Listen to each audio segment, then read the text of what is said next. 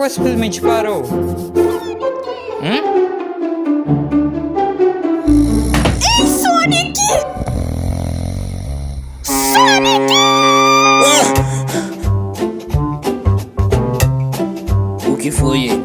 Sonic, é que eu estava prestes a fazer o almoço e eu descobri que a água tinha acabado. É sério? Você me acordou só por causa disso? Ué, não vai ser assim? Depois que nós nos casarmos, você vai ter que ajudar em casa, não é? Você me pegou. Olha, Amy, eu até queria ajudar você, mas eu tenho outra coisa pra fazer e... Vamos!